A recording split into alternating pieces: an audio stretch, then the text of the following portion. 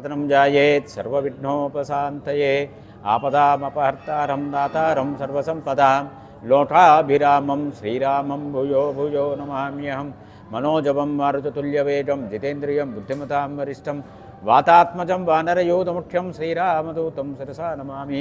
गुरवे सर्वलोकानां विषये भवरोजिनां निधये सर्वविद्यानां दक्षिणामूर्तये नमः। ज्ञानानन्दमयं देवं निर्मलस्फटिकाकृतिम् आधारं सर्वविद्यानां हयग्रीवमुपास्महे। सदाशिवसमारम्भां व्यासशङ्करमध्यमाम् अस्मदाचार्यपर्यन्तां वन्दे गुरुपरम्परां। श्रुतिस्मृतिपुराणानामालयं करुणालयं नमामि भगवत्पादशङ्करं लोकशङ्करम्। विश्वेशं माधवण्डुण्डिं दण्डपाणिञ्च भैरवं वन्दे काशीं गुहां गङ्गां भवानीं मणिकर्णिकां। तेस्तदन्तमहाकाय कल्पान्तधानोपमा भैरवाय नमस्तुभ्यं अनुज्ञां दातुमर्हसि। अन्नपूर्णे सदापूर्णे शङ्करप्राणवल्लभे ज्ञानवैराग्यसिद्ध्यर्थं भिक्षां देहि च पार्वती। नारायणं नमस्कृत्य नरं चैव नरोत्तमं देवीं सरस्वतीं व्यासं ततो जयमुदीरयेत्।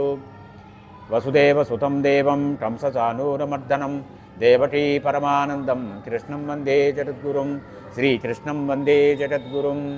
व्यासाय विष्णुरूपाय व्यासरूपाय विष्णवे नमो वे ब्रह्मनिधये वासिष्ठाय नमो नमः। हरये नमः हरये नमः हरये नमः हरये नमः हरये नमः। गोपिका जीवनस्मरणं गोविन्द गोविन्द। మనము వ్యాసులు వారు అందించినవి 18 పురాణాలు, అష్టాదశ పురాణాలు. అందులో భాగవత మహాపురాణం ఒకటి. అసలు పురాణం అంటే ఏమిటి అంటే పురాభవం అంటే పురాతనంగా జరిగినటువంటి ఘటనని స్ఫటము ఇప్పుడు వర్ణిస్తున్నారు అని తెలుస్తోంది మనకి.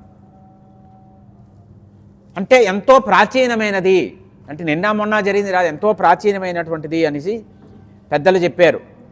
4 వేదాలు ఉన్నాయి మనకి, వేదాంగాలు ఉన్నాయి, ఉపనిషత్తులు ఉన్నాయి.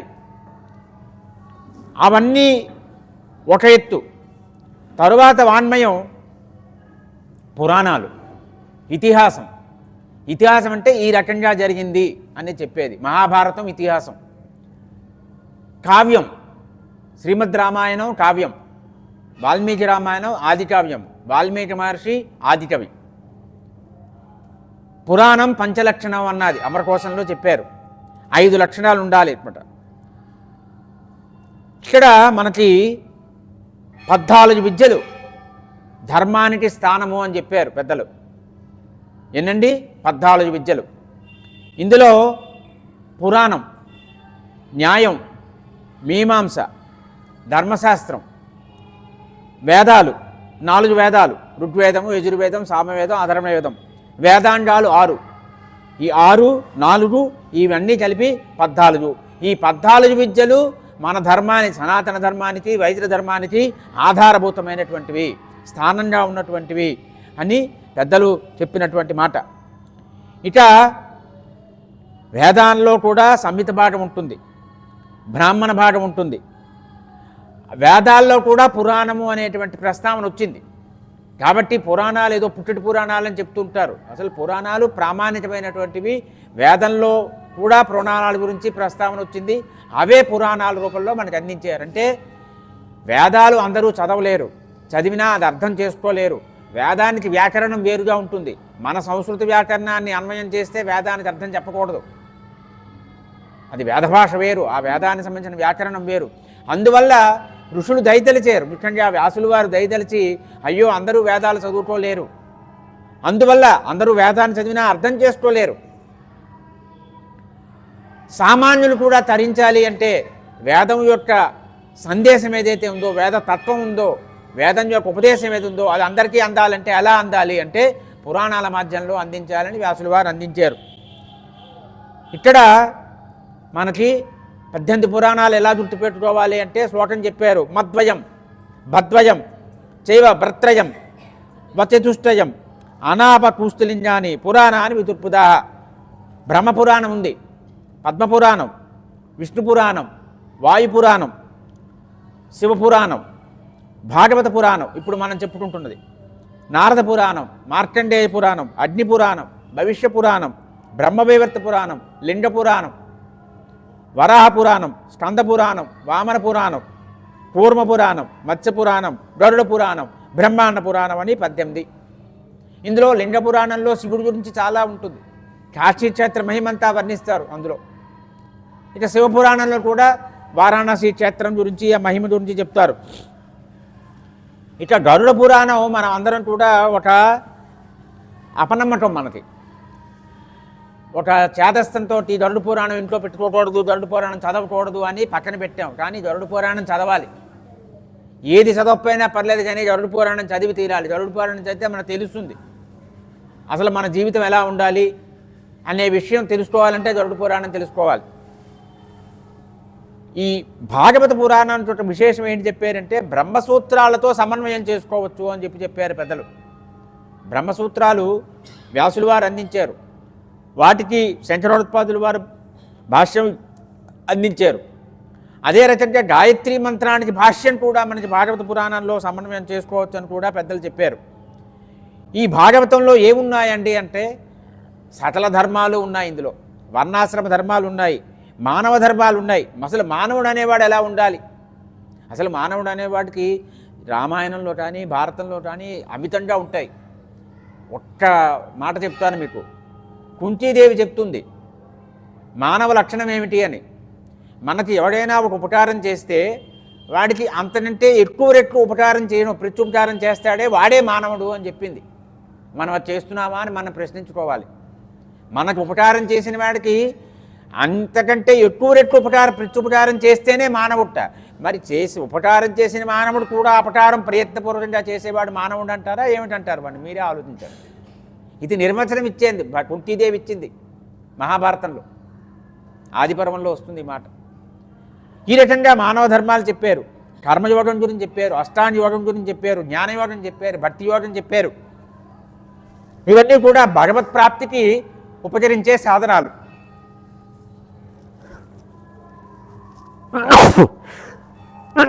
మహాదేవ మహాదేవ మహాదేవ.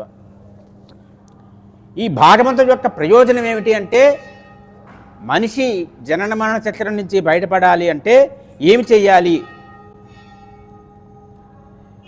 కృష్ణస్తు భగవాన్ స్వయం, కృష్ణుడు పరమాత్మ అంటే స్వామివారి ఎన్ని అవతారాలు వస్తాయి? మన తెలిసిన 10 అవతారాలే, 10 అవతారాలు, ఇంకా ఉన్నాయి అవతారాలు. ఆ అవతారాలు ఏమిటనేది చెప్తాను. అన్ని అవతారాల్లోని పరిపూర్ణ అవతారము భగవద్ అవతారము కృష్ణస్వామి వారు. అందుకే కృష్ణస్తు భగవాన్ స్వయం అని. ఆ శ్రీకృష్ణ స్వామివారే ఎక్కడున్నారు? ఈ వాన్మయంలో, వాన్మయ రూపంలో భాగవతంలో ఉన్నారు. దీనికి 10 లక్షణాలు ఉంటాయి. ఇందాక పంచలక్షణం అని చెప్పారు, దానికి ఇంకొంత ముందుకు వెళ్తే 10 లక్షణాలు కనిపించాలి. అవి ఏమిటి అంటే సర్గము, విసర్గము, స్థానము, పోషణము, ఊతి, మన్మంత్రాల వర్ణన ఉంటుంది. అందులోని ఈశాను కథ ఉంటుంది, నిరోధం ఉంటుంది, ముక్తి ఉంటుంది, ఆశ్రయం ఉంటుంది. ఈ 10 కూడా మనకి భాగవత పురాణంలో కనిపిస్తాయి. ఇక్కడ సూతుల వారిని ఋషులందరూ ప్రశ్నలు వేశారు, 6 ప్రశ్నలు వేశారు. మనం కూడా ఈ ప్రశ్నలు వేసుకోవాలి. ఈ 6 ప్రశ్నలకి సమాధానం అనేది భాగవతంలో కనిపిస్తుంది. జీవుడికి పురుషార్థం ఏమిటి, జీవుడికి పురుషార్థం ఏమిటి అనేది మొదటి ప్రశ్న. ఏది చేయడం వల్ల జీవుడి యొక్క బుద్ధి ప్రసన్నమవుతుంది? భగవానుడైనటువంటి వాసుదేవుడు ఏ కార్యాలను సాధించే ఉద్దేశంతో దేవకీ గర్భంలో, అష్టమ గర్భంలో అవతరించారు? స్వామివారు ఏ అవతారాలు ఎత్తారు? ఏ ప్రయోజనం కోసం ఈ అవతారాలు ఎత్తారు? ఈ అవతారాలు ఏమిటి? శ్రీకృష్ణ స్వామివారు అవతార సమాప్తి చేసి తన ధామానికి వెళ్ళిపోయారు. వెళ్ళిపోయిన తర్వాత అంతవరకు ఆయన ఎందుకు వచ్చారు? ఆయన పరిత్రాయణ సాధూనా వినాశ ధర్మ సంస్థాపనార్థాయ, ధర్మ సంస్థాపన కోసం వచ్చారు స్వామివారు. మరి ఆయన అవతారం చాలించి వెళ్ళిపోయిన తర్వాత మరి ధర్మ సంస్థాపన బాధ్యత ఎవరు తీసుకున్నారు? ధర్మానికి ఏమైనా ఆపదొస్తే ధర్మం ఎవరిని ఆశ్రయించింది అనే ప్రశ్న వేశారు. ఆ సమాధానాలే మనకి భాగవత మహాపురాణంలో తెలియజేశారు. ఇక్కడ ప్రధానంగా భాగవతంలో ఏంటంటే సంవాదాలు ఉంటాయి. ఎవరో ఒకలే చెప్పడం ఉండదు. రామాయణం ఉందనుకోండి, మొత్తం వాల్మీకి మహర్షి చెప్పుకొని వెళ్ళారు. అలాగా మహాభారతం ఉందంటే మహాభారతంలో కూడా సంవాదాలే. ప్రధానంగా జనమేజయుడికి వైశంపాయనుల వారు చెప్పారు మహాభారతం. అందులో మళ్ళీ చెప్తుంటారు నారదుల వారికి ధర్మరాజుకి సంవాదం, భీష్ముల వారికి నారదుడికి సంవాదం, భీష్ముల వారికి యుధిష్ఠుడికి సంవాదం. ఇలా సంవాదాలు, శ్రీకృష్ణ స్వామి వారికి ధర్మరాజుకి సందేహాలు, ఇలా చెప్తూ కథను నడిపిస్తూ ఉంటారనమాట. భాగవతంలో కూడా అన్ని సంవాదాలే మనకు కనిపిస్తాయి. ప్రధానంగా పరీక్షిత్తు శ్రోత, చెప్పేటువంటి మహనీయులు, వ్యాసాసనంలో కూర్చున్నటువంటి వారు శుక్రేంద్రుల వారు. ఇక్కడ దీనికి అనేకమైన వ్యాఖ్యానాలు వచ్చాయి.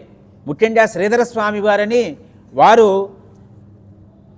భాగవతానికి ఎంతో గొప్పదైనటువంటి వ్యాఖ్యానాన్ని ఇచ్చారు.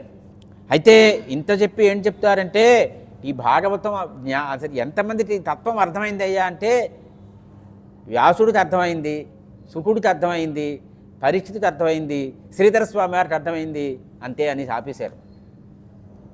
ఇంకెవరికీ పూర్తిగా అది అర్థమవదు, మింగుడు పడదు. భాగవతం అంత సరళంగా ఉండదు, ఎన్నెన్నో నిగూఢమైన అర్థాలు ఉంటాయి అందులోని. దాని మీద వ్యాఖ్యానాలే ఎన్నో, ఇప్పటికీ వ్యాఖ్యానాలు చేస్తున్నారు పండితులు.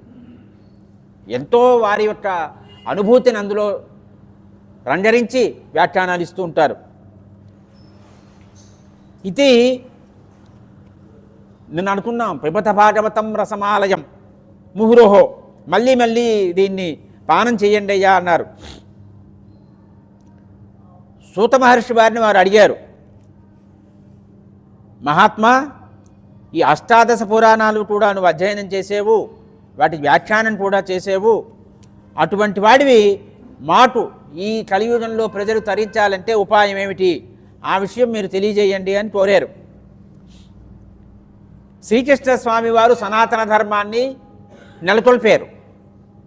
అందుకే ధర్మానికి వ్యతిరేకంగా ఉన్న వాళ్ళందరినీ సంహరించారు. ఎవరిని తన యాదుకులం వంశంలో ఉన్న వాళ్ళు కూడా ఆయన విసర్జించలేదు, వాళ్ళని కూడా ఉపేక్ష వహించలేదు, వాళ్ళని కూడా సంహరింపజేశారు. మొత్తం అందరినీ కూడా పంపించేశారు. ఆ తర్వాత సనాతన ధర్మం ఎవరిని ఆశ్రయించింది, ఏమిటి చేసింది, ఈ విషయం మనకు తెలియజేయండి. ఇక్కడ మనం అనుకున్న శ్లోకం ఇది మనకి మహాభారతంలో వస్తుంది, భాగవతంలో వస్తుంది. నారాయణం నమస్కృత్య నరం చైవ నరోత్తమం దేవీం సరస్వతీం వ్యాసం తతో జయముదీరయేత్తు. ఈ జయమని ఎందుకు అన్నారు అంటే, జయగ్రంథం ఇది, దీని పేరు జయం. భాగవతానికి మరో పేరు జయము. ఇది వేదాంత శాస్త్రం, సుఖ పరీక్షిత్ సంవాద శాస్త్రం, అనేకమైన మోక్ష శాస్త్రం ఇది.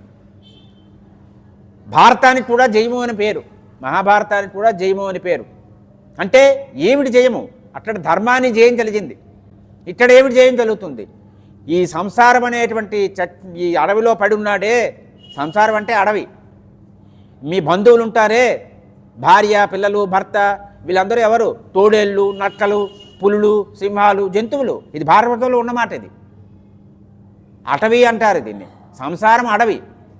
ఈ సంసారంలో జంతువులు, మృగాలు ఏమిటయ్యా అంటే, నీ బంధుజనాలు, మిత్రులు ఉంటారే వాళ్ళే. మనం అంటుంటాం కదా, ఏమిటో వీడు నట్టలా తినేస్తున్నాడు అంటాం, లేదంటే అనుకుంటాం వీడిని జలజలా పీడిస్తున్నాడు అంటూ ఉంటాం. మనం ఒకసారి మనం ఆ మాటలు వాడుతూ ఉంటాం, తెలియకుండానే వాడుతూ ఉంటాం. వాస్తవం అదే. అందువల్ల ఈ సంసారం అనేటువంటి అడవిలో పడి ఉన్నాడు వీడు. ఇందులోంచి బయటపడేటువంటి కార్యమే జయం అన్నమాట. ఆ జయం కలుగుతుంది. ఈ మొత్తం భాగవత శాస్త్రానికి అధిష్టాన దేవత ఎవరు? శ్రీమన్నారాయణుడు. శ్రీమన్నారాయణుడిని ముందు మనం ప్రార్థిస్తాం. పురుషోత్తముడనటి నరుడు నారాయణుడు అనమాట. నారాయణం నమస్కృత్య. నరం, నరుడు అంటే నరుడు, నరనారాయణుడు, అది అవతారం వస్తుంది మనకి.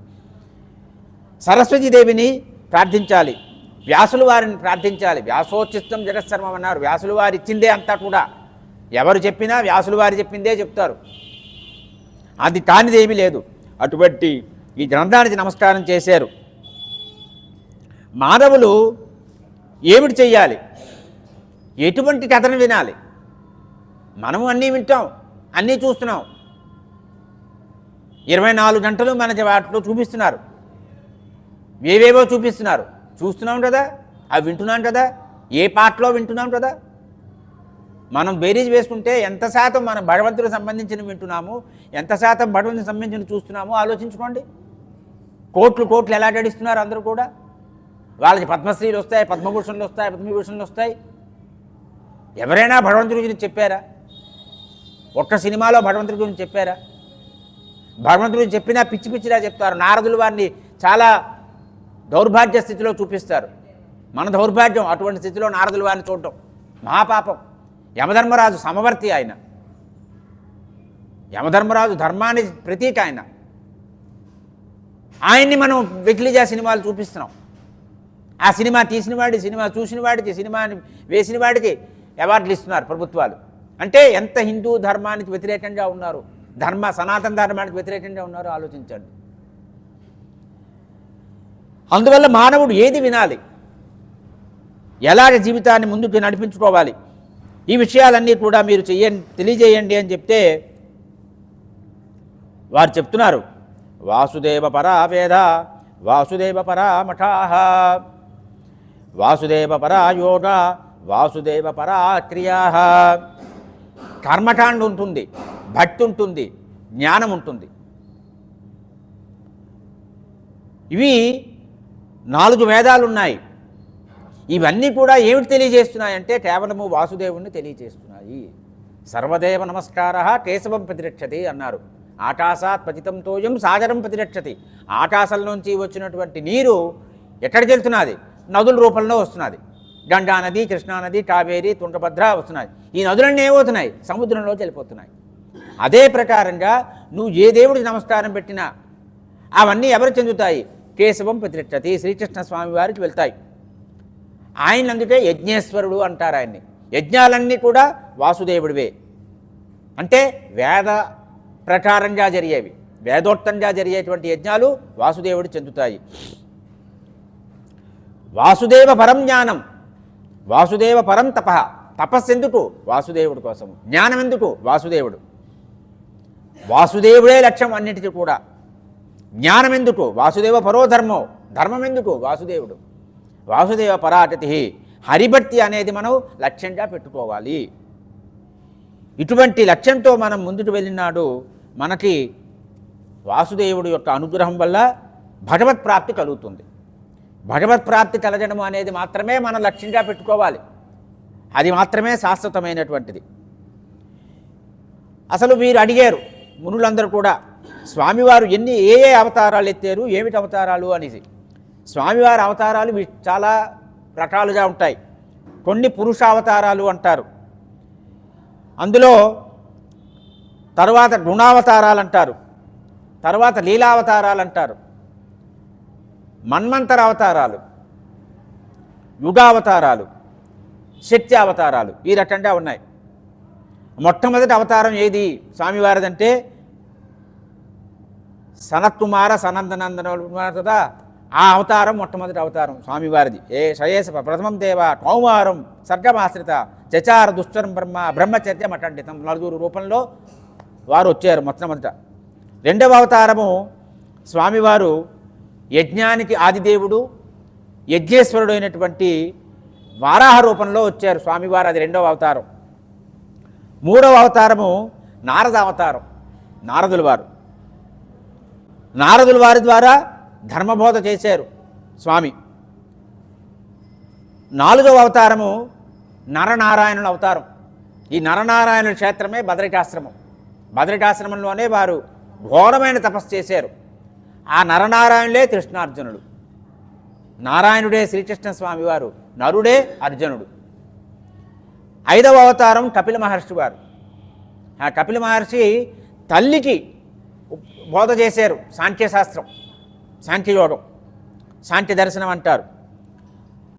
6వ అవతారం అత్రి మహర్షి వారు. అత్రి మహర్షి అనసూయలకి దత్తాత్రేయుడిగా స్వామివారు వచ్చారు. 7వ అవతారము స్వామివారు యజ్ఞ రూపంలో అవతరించారు. అక్కడ స్వయంభువ మన్వంతరంలో అవతరించారు వారు. 8వ అవతారము స్వామివారు ఋషభదేవుడు అంటారు, ఋషభదేవుడిగా అవతరించారు. 9వ అవతారంగా ఈ పృథ్వీ నుంచి ఓషధులన్నింటినీ కూడా పిండారు. చాలా రమణీయమైనటువంటి అవతారం అది. 10వ అవతారము మత్స్యావతారం ధరించారు స్వామివారు. అది వైవస్వత మన్వంతరంలో జరిగింది. 11వ అవతారం కూర్మావతారం. మందర పర్వతం ఆ క్షీరసాగర మదనం సమయంలో మందర పర్వతాన్ని వీపు మీద మోసినటువంటి అవతారం కూర్మావతారం. మన శ్రీకూర్మంలో స్వామివారు ఉన్నారు, కూర్మనారాయణ. 12వ అవతారం ధన్వంతరి అవతారం. క్షీరసాగరం నుంచే వచ్చారు ధన్వంతరి. ఆయుర్వేదానికి పురుషుడు, మూల పురుషుడు వారు. 14వ అవతారము నృసింహావతారం. ప్రహ్లాదుణ్ణి రక్షించడం కోసం స్వామివారు వచ్చారు. 15వ అవతారము వామనావతారం. బలి చక్రవర్తిని సంహరించడం కాదు, ఉద్ధరించడం కోసం వచ్చారు స్వామివారు. 16వ అవతారము పరశురామ అవతారం. జమదగ్ని రేణుకలకి కుమారుడిగా వారు వచ్చారు. 17వ అవతారము పరాశర మహర్షి వారి కుమారుడిగా, సత్యవతి తనయుడుగా వ్యాస మహర్షి వారు వచ్చారు. కృష్ణద్వైపాయనుడు వారి పేరు. ఈ వ్యాసుడు అనేది ఒక పదవి, అది మారుతూ ఉంటుంది. ఇంద్రుడు కూడా ఒక పదవి, పరమాత్మ నియామకం చేస్తుంటారు. ఇంద్రుడిగా ఎవరుంటారు, వ్యాసుడిగా ఎవరుంటారని. ఇక్కడ మనం చెప్పుకుంటుంది కృష్ణద్వైపాయన వారు. 18వ అవతారంలో స్వామివారు రామావతారం, సీతాపతిగా వారు వచ్చారు, రావణ సంహారం చేశారు. 19వ అవతారంగా బలరామకృష్ణుడిగా వచ్చారు స్వామి. అసలు రామావతారం కూడా విష్ణుమూర్తి 4 అంశాలతో వచ్చారు. విష్ణుమూర్తి అంశాలే అవన్నీ కూడా 4 కూడా. రామ, భరత, లక్ష్మణ, శత్రుఘ్నులు. అంటే పుట్టిన క్రమం రామ, భరత, లక్ష్మణ, శత్రుఘ్నులు. మనం చెప్పుకోవడం రామ, లక్ష్మణ, భరత, శత్రుఘ్నులు అంటాం. కానీ పుట్టిన జన్మలో ముందు రాములు వారు వచ్చారు, తర్వాత భరతుడు, తర్వాత లక్ష్మణుడు, శత్రుఘ్నుడు, ఇద్దరు కలవ పిల్లలు వచ్చారు వారు. 21వ అవతారము బుద్ధుడు అనే పేరుతో వచ్చారు. 22వ అవతారము ఇంకా రావాలి, కలియుగం అంతంలో. స్వామివారు శ్రీకృష్ణ స్వామివారు అవతార సమాప్తి అయిన తర్వాత కలియుగం ప్రారంభమైంది. 4,32,000 సంవత్సరాలు. ఇందులో సుమారు 5,000 సంవత్సరాలు అయింది స్వామివారి అవతార సమాప్తి జరిగి. ఇంకా ఎంత ఉందో చూడండి, 4,032 మైనస్ 5,000. అప్పుడు వస్తారు కలికి అవతారం. ఇప్పుడు ఎవరో వచ్చేసారని ఊరందరికీ కలికి అని పెట్టేసుకుని పూజలు చేసేస్తున్నారు. అది అర్థం లేదు. ఈ రకంగా అయితే చెప్తున్నారు, అవతారాన్య సంఖ్యేయా, అసంఖ్యేయమైనటువంటి లెక్కించడాన్ని లెక్కపెట్టనేనన్ని అవతారాలు స్వామివారి ఉన్నాయ్యా. అయితే అసంఖ్యేయ అవతారాలని కూడా అలా బహిర్గతమవుతూ ఉంటాయి అని ప్రజాపతులు, ఋషులు, మనువులు, దేవతలు వీళ్ళందరూ కూడా శ్రీహరి అవతారమే, శ్రీహరి యొక్క విభూతులే, శ్రీహరి యొక్క అంశమే. శ్రీహరి ఉంటేనే మన చైతన్యం ఉంది, శ్రీహరి లేకపోతే చైతన్యం ఉండదు. ఏతే చాంసటలా పుంస కృష్ణస్తు భగవాన్ స్వయం. ఇన్ని అంశాలు వచ్చాయి. ఇన్ని అవతారాల్లోని పూర్ణావతారం రామావతారం. అంటే 11,000 సంవత్సరాలు ఉన్నారు రాములు వారు. దశవర్ష సహస్రాన్ని దశవర్ష శతానిచ. 11,000 సంవత్సరాలు రాములు వారు రాజ్య పరిపాలన చేసి ధర్మస్థాపన చేశారు, ప్రజలందరినీ ధర్మ మార్గంలో నడిపించారు. పూర్ణావతారం. అయితే రాములు వారు నేను మనిషిని అని చెప్పారు ఆయన. కానీ పరమాత్మ మాత్రం శ్రీచంద్ర పుట్టడంతో భగవంతుడిగా ఆయన వెల్లడించారు. నేను భగవంతుడు అనేటువంటి విషయం ఆయనకి తెలుసు, అందరికీ తెలుసు, ప్రస్ఫుటంగా అందరికీ తెలుసు. యశోదరి తెలుసు, నందగోకులంలో ఉన్న వాళ్ళందరికీ తెలుసు ఈయన భగవంతుడు అని. అందుకే కృష్ణస్తు భగవాన్ స్వయం, సాక్షాత్తు భగవంతుడే శ్రీకృష్ణ స్వామి అని అందరూ కూడా ప్రార్థించారు, వారిని అనుగ్రహం పొందారు శ్రీకృష్ణ స్వామి వారిది. అయితే ఆయన మాట విన్నారా? సాక్షాత్తు నేను భగవంతుడురా అని చెప్పినా, ఈయన భగవంతుడు అని తెలిసినా మాట వినలేదు. అదే మమ మాయ దురత్యయ అన్నారు స్వామి కృష్ణుడు భగవద్గీతలో. నా మాయ ఏదైతే ఉందో ఆ మాయను అతిక్రమించడం సాధ్యం కాదు. అందుకన్నారు అభ్యాసైన కౌంతేయ, అభ్యాసం చేయమన్నారు. ఏమిటి అభ్యాసం అంటే సాధన చెయ్యి, సాధన చెయ్యి, సాధన చెయ్యి, ఉపాసన చెయ్యి, అనుష్ఠానం చెయ్యి, అనుష్ఠాన బలం పెంచుకో. ఈ రకంగా నిన్న మనం క్లుప్తంగా చెప్పుకున్నాం. వ్యాసుల వారు కొంత బాధపడుతూ ఉండడం, నారదుల వారు వచ్చి భగవంతుడి కథని తెలియజేయి, భగవద్భక్తుల యొక్క కథని తెలియజేయి అని చెప్పారు. చెప్తే ఆ మాటని వారు స్వీకరించారు. తరువాత సన్యాసం కోసం వనాలకి వెళ్ళిపోతున్నాడు శుక్రేంద్రుడు వారు. వెంటనే వెళ్ళారు వీరు. వెళ్ళి వీరి వెనకాల వెళ్తున్నారట. ముందు కుమారుడు వెళ్తున్నాడు శుక్రేంద్రుడు వారు. కౌపీనం మాత్రమే ఉంటుంది వారికి, కౌపీనధారిగా అలా వెళ్ళిపోతున్నారు. ఏమీ ఆయనకి బాహ్య ప్రపంచంతో ఏమీ స్పృహ ఉండదు. వెనకాల వ్యాసుల వారు వెళ్తున్నారట, పుత్ర పుత్ర అని పిలుస్తూ వెళ్తున్నారట. అక్కడ ఒక సరస్సు ఏదో ఉంది, అక్కడ ఆడవాళ్ళు స్నానం చేస్తున్నారు. శుక్రేంద్రుడు వెళ్తుంటే ఎవరు పట్టించుకోలేదు. వెనకాల గడ్డాలు మాసిపోయి వ్యాసుల వారు పరిగెత్తున్నారు ముసలాయన. వెంటనే వచ్చి బట్టలను సర్దుకొని నిలబడ్డారట. ఎవర్రా నన్ను చూసి మీరమ్మో బట్టలు సర్దుకొని అంతా ఇదైపోతున్నారు, అంత సిగ్గుపడిపోతున్నారు, నా కొడుకు వెళ్ళాడు, వాడు యవ్వనంలో ఉన్నాడు, వాడిని చూసి అంటే ఆయనకి ఇది స్త్రీ ఇది పురుషుడు అనే స్పృహే లేదు అతంటే, అది తెలియదు అతంటే. ప్రపంచమేమిటి, ఇది వీళ్ళు ఆడవాళ్ళు వీళ్ళు మగవాళ్ళు ఇవేవి అతనికి ధ్యాస లేదు అతంటే. ఆయనకి మీకు తేడా అన్నారు. అది శుక్రేంద్రుడు అంటే అది ఆ స్థాయి వారిది. అటు తరువాత ఈ అభిమన్యపుత్రుడు పరీక్షణ్ మహారాజు. ఈ పరీక్ష మహారాజు గురించి ఇతను అసలు ఎలా జన్మించాడు, అంతటి అర్జునుని మనవడా, శ్రీకృష్ణస్వామి వారి మేనల్లుడు అభిమన్యుడు, ఆ అభిమన్యుడు కుమారుడా, అటువంటి పరీక్షణ్ మహారాజు శాపం పొందడమా, ఏమిటి ఆశ్చర్యంగా ఉంది కదా అని అడిగారు. ద్వాపరయుగం వచ్చినప్పుడు వేదవ్యాసుల వారు పరాశర మహర్షి పుత్రుడిగా జన్మించారు. ఆ వ్యాసుల వారు బదరికాశ్రమంలో ఉన్నారు. వారు వేదవ్యాసులు వారు. ఎందుకు వేదవ్యాసులు అంటే వేదమంతా ఒక రాశిగా ఉండేది, ఆ వేదాన్ని 4 భాగాలుగా విభజించారు. అందులో శాఖలు ఉపశాఖలన్నీ కూడా విభాగం చేశారు. అందుకు వారిని వేదవ్యాసులు అంటారు. ఇక్కడ వారి శిష్యులు ఉన్నారు. ఒకసారి వారి శిష్యుల్ని స్మరించుకోవాలి.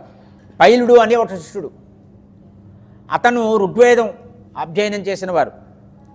జైమిని సామవేదం, వైశంపాయనుడు యజుర్వేదం, అథర్వవేదాన్ని సుమంత్రుడు అనేటువంటి వారు నిష్ణాతులు. ఇక ఈ సూతులు వారి తండ్రి గారు ఉన్నారు రోమహర్షణుడు, అతన్నే లోమహర్షణుడు అని కూడా అంటారు. అతడు ఇతిహాసము పురాణాలన్నీ కూడా నిష్ణాతుడు. ఈ రకంగా వారి ద్వారా వ్యాసుల వారు ఈ వేద విద్యను వ్యాప్తి చేశారు, పురాణాన్ని వ్యాప్తి చేశారు. అందరికీ వేదాలు చదివేటువంటి అధికారం లేదు కాబట్టి అందరూ తరించాలనే ఉద్దేశంతో వారు మహాభారతాన్ని అందించారు. పంచమ వేదం అది. దానివల్ల అందరికీ కూడా ధర్మము అధర్మము అనేది తెలుస్తుంది. తెలిసినంత మాత్రాన పనికిరాదు, మనం అది ఆచరణలో పెట్టుకోవాలి. ఏవి ప్రియమైనవి పరమాత్మకి, ఏవి పరమాత్మకి అప్రియమైనవి, ఇవన్నీ తెలుస్తాయి. శరీరాభిమానం ఉంటుంది ప్రతివాడికి, దేహాభిమానం ఉంటుంది. ఇంకా నేను అందంగా ఉండాలి, నేను శుభ్రంగా కనిపించాలి, అందంగా కనిపించాలి అనేటువంటి తాపత్రయం పెట్టుకుంటుంది మనుషుల్లో. అయ్యో జుట్టు పండిపోయిందే అని బాధపడతారు. ఆ శరీరాభిమానము దేహాభిమానము ఉన్నది అంటే అది ఎందుకు పనికి వస్తుంది అని అడిగారు. నారదుల వారు చెప్పారు, భగవత్కథని వినిపించబయ్యా అని. దానివల్ల ఏమవుతుంది, పురుషార్థాల యొక్క ప్రాప్తి కలుగుతుంది, పరమాత్మ యొక్క అనుగ్రహం కలుగుతుంది. అందువల్ల ఈ శ్రీహరి లీలామృతాన్ని, శ్రీకృష్ణ లీలామృతం, ఇందాక వాడు చెప్పారు కదా, ఆవిడ శ్లోకం చెప్పారు, భాగవతం శ్రీకృష్ణ లీలామృతం. అది శ్రీకృష్ణ స్వామి వారి యొక్క లీలలన్నీ కూడా మనకి ఒక అమృతంలాగా అందిస్తుంది. నారదుల వారు తన పూర్వజన్మ వృత్తాంతం చెప్పారు ఇక్కడ. ఆయన ఒక దాసీ కుమారుడు. ఆయన చిన్నప్పటి నుంచి కూడా ఏదో ఆడుకోవాలి అది వాటి మీద ధ్యాస ఉండేది కాదు. ఏదో భజన చేసుకుంటూ ఉండేవారు. పెద్దవాళ్ళు ఎవరైనా వస్తే వాళ్ళందరినీ సేవిస్తూ ఉండేవారు. అక్కడ చాతుర్మాసం చేసేటువంటి వాళ్ళు వచ్చారు అక్కడికి. వాళ్ళందరూ కూడా వాళ్ళు తినగా ఉండిపోయినది ఉచ్చిష్టం అంటారు, అది ఉంచేశారు. అది ప్రసాదంగా తీస్తున్నారు నారదుల వారు. అది చాలా మహిమోపేతమైనది. అటువంటి సిద్ధపురుషులు మహాత్ములు వారు ఉచ్చిష్టం ప్రసాదం. అందుకే మనం భగవంతుడు ఉచ్చిష్టంగా తీసుకుంటాం ప్రసాదం. మనం ఏదో నిలబడి కూర్చొని నిలబడి తినేయడం కాదు. మనం శుభ్రంగా వండి శుచిగా శుభ్రంగా వండి పరమాత్మని నివేదన చేసి స్వామి మీ ప్రసాదం నేను తింటున్నాను అనే తింటే దాని మహిమ వేరు. శ్రీకృష్ణ కథను గానం చేస్తున్నారు. అలాగా ఎప్పుడైతే ఈయన బాలుడుగా ఉన్న నారదుల పూర్వజన్మలో ఇలా ఉన్నారో ఆ చిన్నటువంటి చాతుర్మాసం చేస్తున్న వాళ్ళందరూ కూడా ఆశీర్వదించారు తన్ని, చాలా సంతోషించారు, బాగుందయ్యా అన్నారు. సరే ఇతనికి తర్వాత వారు వెళ్ళిపోయారు. ఇతనికి జ్ఞానోదయం అయిపోయింది పూర్వజన్మలో నారదుల వారికి. అయితే తల్లిగారు ఉన్నారు. ఈ తల్లిగారు నాకున్నారు, తల్లిగారిని వదిలి నేను పెట్టలేను, ఎలా చేయడము ఏమిటి అని అనుకుంటున్నారు నారదుల వారు. ఓం నమో భగవతే వాసుదేవాయ ధీమహి ప్రద్యుమ్నాయ అనిరుద్ధాయ నమ సంకర్షణాయ చ అని స్తుతి చేస్తున్నారు. చేయడం వల్ల శ్రీకృష్ణస్వామి వారి అనుగ్రహం కలిగింది, జ్ఞానప్రాప్తి కలిగింది. ఈశ్వర జ్ఞానం అంటే ఈశ్వరుడు ఎవరు, ఈశ్వర తత్వం ఏమిటి అనే విషయము పూర్తిగా అవగాహనకు వచ్చింది. భగవంతుడి పట్ల భక్తి విశేషంగా పెరిగింది. అనుకుంటున్నారు ఎలాగా తల్లిగారు ఉన్నారే అని. ఈ లోపున దైవవశాన తల్లిగారు ఆవు దగ్గరికి వెళ్ళారు. ఆవు పాలు తీయడానికి గోశాలలోకి వెళ్ళారు. అక్కడ పాము కరిచింది. కరిస్తే ఆవిడ దేహం త్యాగం చేసింది. అప్పుడు నారదుల వారు అనుకుంటారు ఆ ఉన్న ఒట్టబంధాన్ని కూడా పరమాత్మ తెంపేశారు, కాబట్టి ఇక నేను స్వతంత్రుడిని అయిపోయాను, ఇంకే బంధాలు లేవు, నాకు బంధ విమోచన అయిపోయింది. ఇటు కేవలం ఎవరితో బంధం, పరమాత్మతోటే బంధం. మనం అందరి కోసం ఏడుస్తామండి, భగవంతుడి కోసం ఒక్కసారి ఏడిచాము ఎప్పుడైనా? ఎప్పుడు భగవంతుడు కనిపిస్తాడు అంటే ఏడిస్తే కనిపిస్తాడు. హిందీలో అంటారు ఖూబ్ గాయే ఖూబ్ రోయే, స్వామి నాకు కనిపించు అని ఏడవాలి. ఒక సందర్భంలో స్వామి వివేకానందను ఒక ఆయన అడుగుతాడు భగవంతుని చూసేవా అని. అదే ప్రశ్న వారు రామకృష్ణుల వారిని అడిగారు. చూసేనన్నారు స్వామి. నాకు కనిపించలేదేమి అన్నాడు. కనిపిస్తాడు, నీకు చెప్తాను ఎప్పుడు కనిపిస్తాడని ఒక నదిలోకి తీసుకువెళ్ళారు. నదిలో తోసేరు ఈ కుర్రాన్ని. వాడు జలజల్లాడుతున్నాడు బయటకు వద్దామని, ఈయన తోస్తున్నారు లోపలికి. ఎన్నిసార్లు పెడితే అలా కొంతసేపు అయిన తర్వాత బయటికి తీశారు. నేను నదిలో తోసినప్పుడు ఎనమి ఏమిటి అనిపించింది అన్నాడు. బతికి బయటపడితే చాలు, ఇంకేమీ అక్కర్లేదు, ఇంకెవ్వరు గుర్తు రాలేదన్నాడు. భగవంతుడి గురించి చెప్పినా అటువంటి భావన వచ్చిందా నీకు? అటువంటి భావన భగవంతుడి మీద వస్తే నీకు భగవంతుడు కనిపించి తీరుతాడన్నారు. మనందరికీ ప్రశ్న అది. మనం భగవంతుడి గురించి చాలా ఆలోచిస్తున్నామా? స్వామి నువ్వు కనిపిస్తేనే నాకు ఇవాళ ఇది ఉంది, లేదంటే నేను ఉద్యమను సంతృప్తి లేదు అని ఎప్పుడైనా భావన వచ్చిందా? అయ్యో నా కొడుకు జన్మించలేదని బాధపడతాము, వాళ్ళు జన్మించలేదని బాధపడతాం, కానీ భగవంతుడి గురించి ఎప్పుడైనా బాధపడ్డామా మనం? ఆ బాధపడే తత్వం రావాలంటే భాగవతాన్ని పట్టుకోవాలి, శ్రీకృష్ణ స్వామి వారి చరణాలను పట్టుకోవాలి. ఈ శ్రీహరి యొక్క లీల గానం చేస్తున్నారు నారదుల వారు. చేస్తూ ఉండడం వల్ల అమితమైనటువంటి అనుగ్రహం కలిగింది. నారదుల వారు అంటేనే జ్ఞానప్రదాత వారు. వారి శిష్యుడు ఎవరండి? ధ్రువుడు వారి శిష్యుడు. 5 ఏళ్ల వయస్సులో శ్రీమన్నారాయణ సాక్షాత్కారం పొందినటువంటి ధ్రువుడు ఆయన శిష్యుడు. పసిప్రాయంలో నరసింహస్వామి వారిని సాక్షాత్కరింపజేస్తున్నటువంటి ప్రహ్లాదుడు వారి శిష్యుడు. కూజంతం రామ రామేతి మధురం మధురాక్షరం మారుయ కవితాసాటం వందే వాల్మీకి కోట్లం 24,000 శ్లోకాలు ఉన్నటువంటి శ్రీమద్ రామాయణాన్ని అందించినటువంటి వాల్మీకి మహర్షి వారు నారదుల వారి శిష్యులు. భారత భాగవత ఇత్యాది పురాణాలన్నీ అందించినటువంటి వ్యాసులు వారు నారదుల వారి శిష్యులు. త్యాగరాజస్వామి వారు నారదుల వారి శిష్యులు. ఎవరు వారి శిష్యులు కానివారు? మనందరం కూడా నారదుల వారి శిష్యులమే. చూడండి, భాగవతోత్తముల పేరు చెప్తూ ప్రహ్లాద నారద అన్నారు. మొట్టమొదటి ప్రహ్లాదుడు శిష్యుడి పేరు వచ్చింది, తర్వాత గురువుగారి పేరు వచ్చింది. అంటే గురువుని మించిన శిష్యుని తయారు చేసిన మహానుభావుడు నారదుల వారు. అటువంటి నారదుల వారి గురించి చెప్పారు. ఈ యజ్ఞ సమాప్తి అవుతున్నది. ఆ సమయంలో వ్యాసుల వారు భాగవత పురాణాన్ని సుఖదేవుడికి బోధించారు. సుఖయోగేంద్రులు మించినటువంటి యోగ్యత ఉన్న శిష్యుడు దొరకడు. విరక్తుడు, విష్ణుభక్తుడు, ఎక్కడా ఈ మాయా ప్రపంచానికి ఎక్కడా కూడా అందనటువంటి వాడు సుఖేంద్రుడు వారు.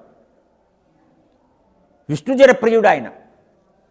ఎప్పుడూ కూడా నిరంతరము హరినామ సంకీర్తన చేస్తూనే ఉంటాడు.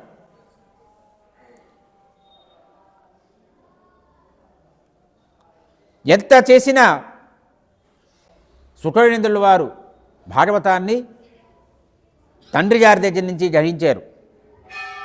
ఇట్లా కథలోకి వస్తున్నారు. ఇక్కడ అసలు అశ్వత్థామ అపాండవం చేస్తాను అన్నాడు. అపాండవం చేస్తాడు. అసలు పరీక్షిత్తు జన్మించడానికి పూర్వరండి అని చెప్తున్నారు. ఇక్కడ భారత యుద్ధం సుమారు సమాప్తి అయిపోయింది. దుర్యోధనుడు తొడలు కొట్టుపడి ఉన్నాడు, పడి ఉన్నాడు, రక్తం మడుగులో పడి ఉన్నాడు. అశ్వత్థామ మిగిలాడు, కృపాచార్యుడు మిగిలాడు, కృతవర్మ మిగిలాడు. ముగ్గురు మిగిలారు కౌరవపక్షంలో. ఇక్కడ పంచపాండవులు, సాత్యకి, దృష్టజుమ్నులు వీళ్ళందరూ మిగిలారు. ఉప పాండవులు ఉన్నారు. వీడు దుర్యోధనుడి దగ్గరికి వెళ్ళాడు. అశ్వత్థామ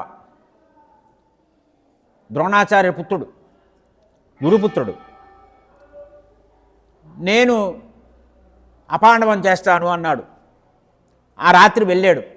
శ్రీకృష్ణ స్వామి వారు అన్నీ తెలుసును, పాండవులను రక్షించాలి. ఆ పంచపాండవులు తీసుకుని ఆయన వేరే శిబిరానికి వెళ్ళిపోయారు. ఉప పాండవులు ఉన్నారు. ఉప పాండవుల్ని సంహరించాడు. ద్రౌపది ఏడ్చింది. కుమారుల్ని ఈ రకంగా సంహరించాడు అశ్వత్థామని. అశ్వత్థామని తీసుకురండి అన్నారు. ఆ అశ్వత్థామని సంహరించి నేను తీసుకొస్తానన్నాడు అర్జునుడు. గాంధీవం పట్టుకొని వెళ్తున్నాను అన్నాడు. ద్రౌపదిని ఓదార్చి వెళ్ళాడు. ఈ అశ్వత్థామ బ్రహ్మాస్త్ర ప్రయోగం చేశాడు. ఆ అస్త్రం వల్ల ఏమైందంటే మొత్తం సృష్టి అంతా కూడా అల్లకల్లోనం అయిపోయింది. అర్జునుడు స్వామివారిని అడిగాడు, కృష్ణ కృష్ణ మహాబాహో భక్తానామభయం కర త్వమేకో దయ్యమానానా మపవర్గో సంవృతే. స్వామి, ఈ సృష్టి అంతా కూడా అల్లకల్లోనం అయిపోతోంది. నువ్వు ఆదిపురుషుడివి, నువ్వే రక్షించాలి అని చెప్పి ప్రార్థన చేస్తే స్వామివారు అన్నారు, నాయనా, ఇది అశ్వత్థామ చేసిన బ్రహ్మాస్త్రం యొక్క ఫలితమయ్యా. ఇదంతా కూడా నువ్వు వెంటనే అశ్వత్థామకి అస్త్ర ప్రయోగం తెలుసు, ఉపసంహారం తెలియదు. అర్జునుడికి తన కుమారుడి కంటే ఎక్కువ విద్య నేర్పారు ద్రోణుల వారు. శిష్యవాత్సల్యం ఎక్కువ ఆయనకి, పుత్రుడి కంటే ఎక్కువ. అది కూడా చెప్తారు రహస్యం. వారు ఏం చేసేవారట ద్రోణాచార్యులు వారు, ఇది భారతంలో ఉన్న విషయం. వెళ్ళి ఆ నదికి వెళ్ళి అటు వెళ్ళి నీళ్ళు పట్టరండ్రా అనేవారట. చిన్న చిన్న పాత్రలు ఇచ్చేవారట. చిన్న చిన్న వెళ్తుండేవారు వస్తుంటారు, వెళ్తుండేవాళ్ళు వస్తుండేవారట. అర్జునుడు ఒక ఉపాయం చేసి ఆ నీటిని సంపాదించేశాడు. నీటిని వేరం తీసుకొచ్చేసి వీళ్ళందరూ ఈ లోపల ద్రోణుడు అశ్వత్థామని పాఠాలు చెప్పేస్తుండేవాడు. కొంత పాఠం అయిపోతూ ఉండేది అనమాట. అర్జునుడు గ్రహించాడు, అమ్మో మనం ఇదే అవుతున్నామని అస్త్రప్రయోగం చేసి నది జలాలు తీసుకొచ్చేసాడు. తీసుకొచ్చి ఎక్కడా ఒక క్షణం కూడా వృధా కాకుండా అశ్వత్థామతో పాటు కూర్చునేవాడు. చేత అశ్వత్థాముడు ఏది చెప్పారో అన్నీ వినేసాడు అర్జునుడు. అన్నీ చెబుతున్నాడు. ఇంత అంతకంటే ఎక్కువ అంటే ప్రియశిష్యుడు. నిన్ను మించినటువంటి ధనుర్ధారి మరి ఉండడు అని చెప్పారు ద్రోణుల వారు. దానికి అనుగుణంగా అన్ని విద్యలు నేర్పారు. కాబట్టి అర్జునుడికి అది ఉపసంహారం తెలుసు. కాబట్టి స్వామివారు చెప్పారు, నువ్వు అది ఉపసంహరించబయ్యా అన్నారు. ఉపసంహరణ చేశారు. చూడండి, మనం పెద్దల పట్ల, గురువుల పట్ల ఎంత గౌరవంగా ఉండాలి, వినయంగా ఉండాలి. చిన్న చిన్న విషయాలు ఉంటాయి భారతంలో కానీ రామాయణంలో కానీ. కృష్ణుడు అక్కడ ఉంటే శ్రీకృష్ణ స్వామి వారికి ప్రదక్షిణ చేశాడు అర్జునుడు. అది సంస్కారం. పెద్దల పట్ల అలా ఉండాలి. అప్పుడు ఆ బ్రహ్మాస్త్రాన్ని నివారించడం కోసం మళ్ళీ బ్రహ్మాస్త్ర ప్రయోగం చేశారు. 2 బ్రహ్మాస్త్రాలు ఉన్నాయి. అప్పుడు 2 బ్రహ్మాస్త్రాలని ఉపసంహరించారు. ఎందుకంటే జీవరాశి అంతా ప్రళయాగ్నిలో ఇదైపోతున్నారు. అశ్వత్థామని పట్టుకున్నారు, తీసుకువెళ్ళారు. వీడిని సంహరించాలన్నారు. అప్పుడు ద్రౌపదీదేవి దయాగుణం చూడండి. నేను నా పిల్లలు పోయి నేను ఏడుస్తున్నాను, ఇతన్ని సంహరిస్తే వాళ్ళ అమ్మ కూడా ఏడుస్తుంది, భర్త కూడా లేడు, ద్రోణుడు కూడా లేడు, ఆవిడికి ఇంత చోటం కలిగించడం భావ్యం కాదు, ఎంత ఏమైనా మీ గురుపుత్రుడు కాబట్టి ఇతను వదిలిపెట్టండి అన్నది. వదిలిపెట్టాడంటే అతన్ని విడిచిపెట్టేశారు. అయితే బ్రాహ్మణో నితరాం గురుహో అంటుంది ద్రౌపదీదేవి. ఆ పతివ్రత అయినటువంటి ద్రుపదుడి భార్య కృపి ఆవిడ పేరు. ఆవిడ ఏడవకూడదు అని చెప్పిన తర్వాత అందరూ సంతోషించారు. వీడికి నరకప్రాప్తి కలుగుతుంది అని అన్నారు. శ్రీకృష్ణ స్వామి వారు చతుర్భుజాలు ధరించారు, ఆ రూపం ధరించారు. ఒక్కసారి అర్జునుని చూశారు, చూసి చెప్పారు, నాయనా బ్రాహ్మణుడు ఎటువంటి వాడైనా సరే సంపరింపకూడదయ్యా, వాణ్ణి హింస చేయకూడదు. కాబట్టి ఇతన్ని ఆ మణి ఉంటుంది, ఆ మణి తీసుకొని ఇతన్ని విడిచిపెట్టండి అన్నారు. మస్తకం మీద ఉన్నటువంటి ఆ మణిని తీసుకున్నారు, తీసుకొని ఇతన్ని విడిచిపెట్టారు. ఇక ద్రౌపదీదేవి వాళ్ళు కూడా ఈ జలతర్పణాలు ఇవ్వడం కోసమని వెళ్ళారు గంగా తీరానికి. అదే సమయంలో శ్రీకృష్ణ స్వామివారు అక్కడ ఉన్నటువంటి మునులందరూ కూడా వీరిని ఓదారుస్తున్నారు. ధర్మరాజు చేత అశ్వమేధ యాగాలు చేయించారు శ్రీకృష్ణ స్వామివారు. ఇంద్రుడిలాగా కీర్తితో ఉన్నాడు. ఇంతలో వేదవ్యాసుల వారు వచ్చారు, వేదవ్యాసుల వారి పూజ చేశారు. శ్రీకృష్ణ స్వామివారు, సాత్యకి, ఉద్ధవుడు ఉన్నారు అతనితో పాటు. వీళ్ళతో కలిసి నేను ద్వారకకి వెళ్తాను అని రథం ఎక్కబోతున్నారు. వెంటనే మొర వినిపించింది, పాహి పాహి మహాయోగిన్ దేవదేవ జగత్పతే జ్ఞాన్యం త్వదపయం ప్రశ్చే ఎత్ర మృత్యు పరస్పరం. జగదీశ్వర మహాయోగి శ్రీకృష్ణ పరమాత్మ రక్షించు, నన్ను నువ్వు తప్పిస్తే ఎవరు రక్షించలేరు, నన్ను చంపడానికి సిద్ధపడుతున్నారు, నాకు అభయం ఇచ్చి నన్ను రక్షించవలసింది అని కోరింది. నేను దర్భమైపోయినా పర్లేదు, నా గర్భస్థంలో ఉన్న శిశువు క్షేమంగా ఉంటే చాలు అని కోరింది.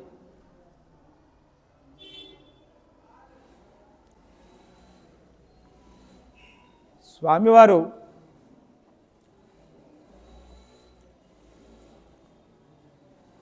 శరణాగత వత్సలుడు. ఆయన ద్వారక వెళ్ళవలసిన వాళ్ళు ఆగిపోయారు. ఆగిపోయి సుదర్శనైన శాస్త్రేణ స్వానాం రక్షాం యథాదిభు సుదర్శన చక్రాన్ని ప్రయోగించారు. ప్రయోగించి పాండవులందరినీ రక్షించారు. తరువాత ఈ గర్భంలో, ఉత్తర గర్భంలో ఉన్నాడు శిశువు. ఆ శిశువు మీద అస్త్రం ప్రయోగించాడు అశ్వత్థామ. అందుకు స్వామివారు ఏం చేశారు, ఆమె గర్భంలో ప్రవేశించారు. చూడండి ఎంత అదృష్టమో ఉత్తరది. ఎవరి గర్భంలోనే ప్రవేశించినటువంటి స్వామివారు ఆమె గర్భంలో ప్రవేశించారు. అంటే ఆవిడ్ని కూడా ఇటు పరీక్షిత్తుని మోస్తున్నది గర్భంలో, ఇటు శ్రీకృష్ణ స్వామివారిని కూడా మోసింది. ఎంత భాగ్యమో! పరీక్షిత్ చూడండి ఎంత తెలివి, ఎంత గొప్పవాడో. మనందరం పుట్టిన తర్వాత కొన్ని జ్ఞానవశ, ఇదిగో రాముడు భద్రాచలం, ఇదో విజయవాడ దుర్గమ్మవారు, కాశీ విశ్వనాథుడు చూడంటే చూస్తాం, నాకు కనిపించలేదు అంటాం. కానీ పరీక్షిత్తు ఇంకా పుట్టకముందే, జీవం రాకముందే, తల్లి గర్భంలోంచి బయట రాకముందే స్వామివారి దర్శనం చేసుకున్నాడు. అప్పుడు కుంతీదేవి ఆ రకంగా ఆ శిశువుని రక్షించారు. అప్పుడు కుంతీదేవి అంటుంది, నమస్సే పురుషం త్వాద్యమీశ్వరం పితృతే పరం అలక్ష్యం సర్వభూతానా మనశ్చ వ్యవస్థితం కృష్ణాయ వాసుదేవాయ దేవకీ నందనాయ చ నందగోపకుమారాయ గోవిందాయ నమో నమః. నమః పంకజనాభాయ నమః పంకజమాలినే నమః పంకజనేత్రాయ నమస్తే పంకజాంజనేయే అని అద్భుతమైన స్తుతి చేస్తుంది కుంతీదేవి స్వామివారిని. ఇవన్నీ చేసి నువ్వు శ్రీకృష్ణ గోవింద అనేటువంటి నామాలతో అందరూ నేను కీర్తిస్తూ ఉంటారయ్యా, నీ చిన్నప్పుడు నువ్వు ఎటువంటి లీలలు చేసేవయ్యా అని ఆ లీలలన్నీ స్మరించుకుంది. స్వామివారి కాటీ పెట్టారు. తల్లి ఏవో అన్నది, ఈయనేమో ఏడ్చేట, ఇలా నుడుపుకుంటున్నావు. ఆ కాటికి మొత్తం అంతా అయిపోయిందిట. అసలే నల్లగా ఉంటారేమో, అలా ఉన్నాడని అందరూ వెక్కిరించేట గోపికలందరినీ కూడా. అవన్నీ గుర్తు చేసుకుంటున్నది కుంతీదేవి. నీ చిన్నప్పుడు నువ్వు ఇలా చేసావు కృష్ణ, ఇలా చేసావు అని అవన్నీ స్మరించుకుంటూ స్వామివారిని స్తుతి చేసింది. నువ్వు అర్జునుడికి సఖుడివి, నువ్వు యాదవుల్లో శ్రేష్ఠుడివి. అటువంటి నిన్ను నేను శరణు కోరుతున్నాను, నీకు నమస్కారము. ఏమండి, తనకి మేనల్లుడు అంటే వయసులో చిన్నవాడ కదా. కానీ మనం అనుకున్నాం కదా, కృష్ణస్తు భగవాన్ స్వయం, ఆయన భగవంతుడు కాబట్టి నమస్కారం పెట్టింది. ఒకసారి పెట్టిందా, పదే పదే నమస్కారం పెట్టింది. పెట్టిన తర్వాత స్వామివారు అడిగారు, అమ్మా నీకేమిటి కావాలి అని. అంటే ఎప్పుడు కష్టాలు ఈ స్వామి అన్నది. ఎప్పుడు సుఖాలుంటే నీ నామమే స్మరణ రాదు. ఏమిటోనండి నేను పారాయణ చేద్దాం అనుకున్నాను కానీ మా పిల్లలు వాళ్ళు వచ్చే రామకానించింది పారాయణ చేయలేదంటాడు. అంటే సుఖం వస్తే రాముడు రామాయణం పారాయణ వెళ్ళిపోయింది. అది మాయ. కష్టాలు ఉంచవయ్యా, కించిదేవిట తప్పలేదంటే మీరు నేనంటండి. కష్టాలు ఇస్తే ఎప్పుడు కృష్ణ కృష్ణ నేను స్మరిస్తూ ఉంటామన్నది ఆవిడ. ఈ రకంగా చేశారు. చేసిన తర్వాత ఉత్తరాజర్భం నిలిచింది. పరీక్షిత్తు నిలబడ్డాడు ప్రాణాలతోటి. స్వామివారికి తెలుసు భాగవతోత్తముడు, తన భక్తుల్లో శ్రేష్ఠుడు అయినటువంటి భీష్మ పితామహుల వారు అవతారం ఇంకా సమాప్తి చేస్తున్నారు. ఉత్తరాయణం వచ్చేస్తోంది. ఉత్తరాయణం వచ్చేసింది. ఇంకా భీష్ముల వారు వెళ్ళిపోతారనేసి భీష్ముల వారు వెళ్ళిపోతుంటే స్వామివారు ఉండాలి అక్కడ. స్వామివారి సన్నిధిలోనే ఆయన దేహత్యాగం చేస్తారు. సామాన్యుడా భీష్ముడు. వెళ్ళారు. పాండవులను తీసుకొని అక్కడికి వెళ్ళారు శ్రీకృష్ణ స్వామివారు. త్రిభువన కమనం తమాలవర్ణం రవికర గౌరవరాంబరం దధానే వపురలకల కటులావృతానాజ్యం విజయసకే రతిరస్తు మే నవజ్జా. ఆ శ్రీకృష్ణ స్వామివారు ఎవరంటే త్రిభువన గమనం, త్రిభువనాల్లోనే సుందరమైనటువంటి శరీరం కలవారు. నీలవర్ణంతో ఉంటారు. ప్రాతకాలంలో సూర్యకిరణాలు ఎంత నిర్మలంగా ఉంటాయో అలా నిర్మలంగా ఉంటారు. ఈ ముండులు ఇలా తిరుగుతూ ఉంటాయట. ఆ ముఖపద్మం, ఆ శరీరం ధరించినటువంటి ఎవరైనా అర్జునుడికి సఖుడు, విజయసఖే అర్జునుడి సఖుడు. అటువంటి శ్రీకృష్ణ స్వామి వారిని, ఆ శ్రీకృష్ణ స్వామి వారి పూర్తి ఆ విగ్రహం నా దీంట్లో ఉండాలి, ఆ శ్రీకృష్ణ స్వామి వారి మూర్తి నా హృదయంలో నిలిచిపోవాలన్నాడు భీష్ముడు. ఈ రకంగా స్తుతి చేస్తున్నాడు. స్వామివారు ప్రతిజ్ఞ చేశారు, ఆయుధమును ధరింపన్, నేను ఆయుధము ధరించనయ్యా, ఊరికే మాట సహాయం చేస్తానయ్యా అన్నారు. స్వామివారి చేత ఆయుధం పట్టిస్తానని ప్రతిజ్ఞ చేశాడు భీష్ముడు. స్వామివారు ఎందుకు ఆయుధం పట్టరు, ఆయుధం పట్టిస్తానన్నాడు. విజృంభించి యుద్ధం చేస్తున్నాడు. అర్జునుడు ఎన్ని ప్రయోగం చేసినా భీష్ముల వారిని ఎదుర్కోలేకపోయాడు. భీష్ముల వారిని పైచేయింది. స్వామివారికి కోపం వచ్చింది. ఏమర్జున, ఏమైంది నీ గాంధీవం, నీ పౌరుషం ఏమైంది, నీ వల్ల కాదులే భీష్ముడు చంపడం, నేనే చంపుతానని చక్రం తీసుకున్నారు. వచ్చేసారు, రథం గెంతేశారు. అదే అంటున్నారు స్వామివారు. ఏమంటారంటే, నన్ను నమ్మిన భక్తుడు చెడిపోడని నువ్వు ప్రతిజ్ఞ చేయవయ్యా అన్నారు అర్జునుడితో. ప్రతిజ్ఞ ఆయన చేయొచ్చు కదా. ఆయన చేసి ప్రతిజ్ఞలు అన్నీ పక్కకి వెళ్ళిపోతాయి భక్తుల కోసం. భక్తుడు ఆపదలో ఉంటే తన ప్రతిజ్ఞను కూడా మర్చిపోతారు ఆయన. భక్తుడి ప్రతిజ్ఞ అయితే దాన్ని నిజం చేస్తారు. ప్రహ్లాదుడు చెప్పాడు, ఉన్నాడని నిరూపించారు స్వామివారు. తన ప్రతిజ్ఞను కూడా పక్కన పెట్టారు. అయ్యో నా భక్తుడు అర్జునుడు, వీడిని రక్షించాలి, ధర్మాన్ని రక్షించాలి అని తన ప్రతిజ్ఞను కూడా వదిలిపెట్టేశారు.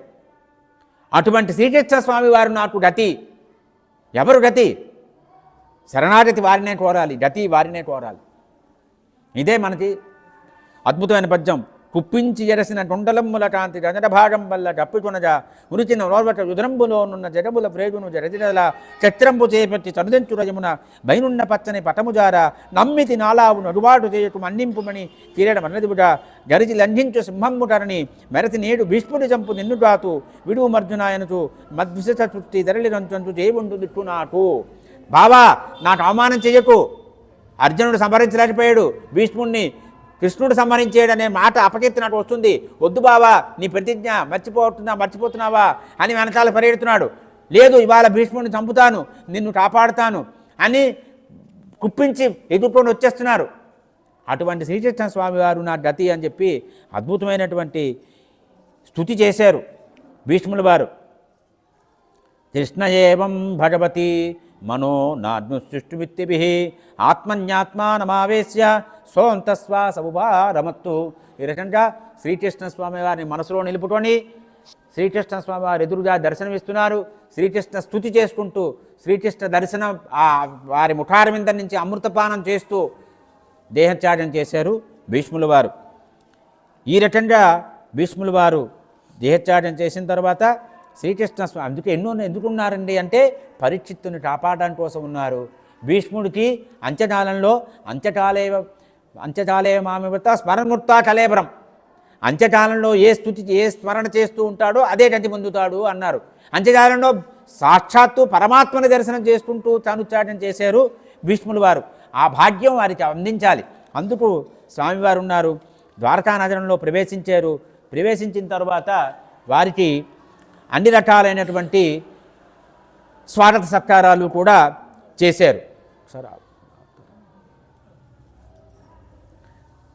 గోపికా జీవన స్మరణం గోవింద గోవింద.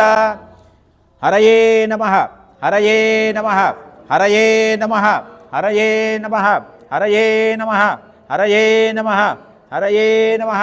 గోపికా జీవన స్మరణం గోవింద గోవింద.